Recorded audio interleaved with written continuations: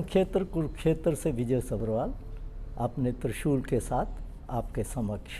हरियाणा में Karnal parliamentary seat बहुत ही BJP के लिए इज्जत और मान के लिए लड़ी जा रही है, तो गलत नहीं होगा, क्योंकि 9.5 साल रहे हरियाणा के मुख्यमंत्री मनोहर लाल खट्टर अब करनाल पार्लियामेंट्री कॉन्स्टिट्यूंसी से पार्लियामेंट की इलेक्शन लड़ रहे हैं और वहीं से करनाल विधानसभा से जो मनोहर लाल खट्टर जी ने रिज़ाइन किया जहां से और खाली हुई, उस सीट के लिए अब नए चीफ मिनिस्टर जो हरियाणा के हैं नायब सिंह सैनी, जो पहले कुरुक्षेत्र से मेंबर ऑफ पार्लियामेंट थे, वो विधानसभा की इलेक्शन लड़ रहे हैं।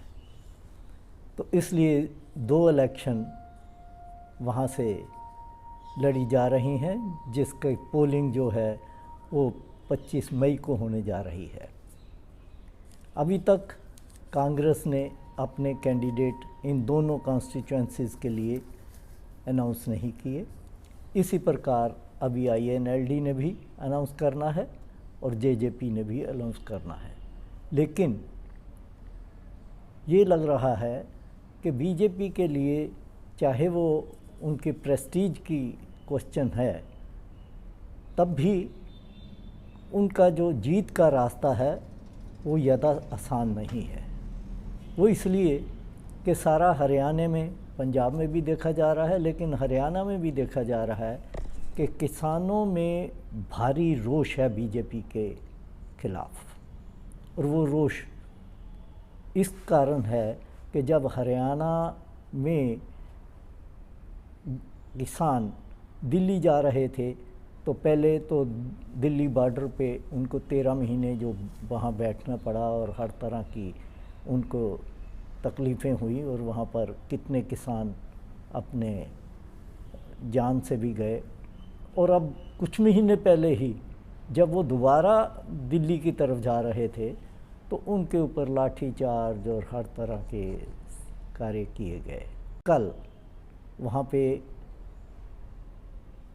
सरपंच और पंचों की एक मीटिंग जाट धर्मशाला में हुई, जिसकी अध्यक्षता हरियाणा सरपंच एसोसिएशन के प्रधान राजवीर समेन जी ने की। और उसमें ये फैसला लिया गया कि वे लोग बीजेपी के खिलाफ प्रचार करेंगे और लोगों को ये बताएंगे कि किस प्रकार सरपंचों और पंचों के ऊपर हरियाणा सरकार ने लाठियां बरसाई थी जब वो पंचकूला अपना मेमोरेंडम देने के लिए जा रहे थे। ये मेमोरेंडम सरपंच इस बात के लिए देना चाह रहे थे कि जब 1.5 साल पहले सरपंच और पंचों की इलेक्शन हुई गांव में, तो उसके बाद हरियाणा सरकार ने पंचायतों में चल रहे भ्रष्टाचार को रोकने के लिए सरपंचों की जो पावर थी 20 लाख तक के काम की, वो घटा के 2 लाख कर दी। और इसके अलावा और भी कई कंडीशन लगा दी गई थी कि जो भी कार्य वहाँ होगा वो ऑनलाइन टेंडर फ्लोट करके ही होगा। तो वो सरपंचों को लग रहा था कि उनकी पावर को कम किया गया है, कर्टेल किया गया है। और अगर बातें फील्ड की देखी जाए तो लोग तो खुश थे, क्योंकि एक सरपंच की इलेक्शन के लिए लोग 1-1 करोड़ रुपया लगा देते थे और उसके बाद फिर जो फंड्स आते थे, उनकी जो दुर्दशा होती थी वो लोगों ने देख रखी थी। तो इसलिए आम जो गांव का निवासी था वो इस बात के लिए खुश था कि सरकार ने ये एक्शन लिया। लेकिन फिर भी सरपंच और पंचों की अपनी एक गांव में स्टेटस होता है और उनका जो रसूख होता है वो मैटर करता है। तो इसलिए अब जब ये डिसीजन कल उन्होंने अपनी मीटिंग में लिया, तो ये भी बीजेपी के लिए एक खतरे की घंटी है कि जब गांव में उनके लिए ये हालात ख़राब हो जाएंगे तो तब क्या बनेगा। एक तरफ किसान, दूसरी तरफ सरपंच और पंच नाराज। और इन्होंने यहाँ तक भी कह दिया कि अब वो इंडिया अलायंस के कैंडिडेट को ही सपोर्ट करेंगे, और उन्होंने अपना एक शेड्यूल भी दे दिया है कि कौन कौन से शहर में कब वो मीटिंग करने जा रहे हैं।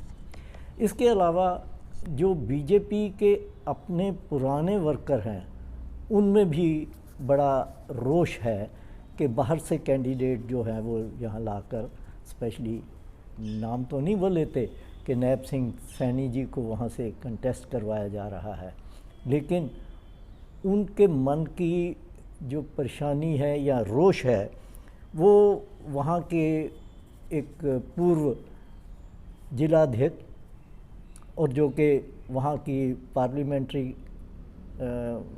कार्यालय के इंचार्ज भी रहे, प्रभारी रहे, अशोक सुकीजा जी ने एक पत्र बीजेपी के नेशनल प्रेसिडेंट नाडा जी को लिखा है, जिसमें उन्होंने ये इल्ज़ाम लगाया है कि जो मूल रूप के वर्कर हैं बीजेपी के, उनको इग्नोर किया जा रहा है और चापलूसों का जो है वो बोलबाला हो रहा है। तो उन्होंने काफ़ी बातें उसमें लिखी हैं जिससे उन्होंने ये कहा है कि इससे बीजेपी का बहुत नुकसान हो रहा है और बीजेपी के जो असली वर्कर हैं उनको जो है वो एक किस्म का मतलब फील्ड में जाने के लिए कोई उत्साह नहीं है। तो ये सारी चीज़ें उन्होंने उजागर की हैं। तो जब इंटरनली बीजेपी में भी इस तरह की बातें आ जाएं और दूसरी तरफ वो हो, तो आप अपने आप समझ सकते हैं कि जो डगर है वो आसान नहीं है। यहाँ बहुत टफ इलेक्शन लड़ी जाएगी। आज इतना ही, हम फिर मिलेंगे। आपका धन्यवाद। आपको ये प्रोग्राम अच्छा लगे तो इसको फॉरवर्ड करिएगा।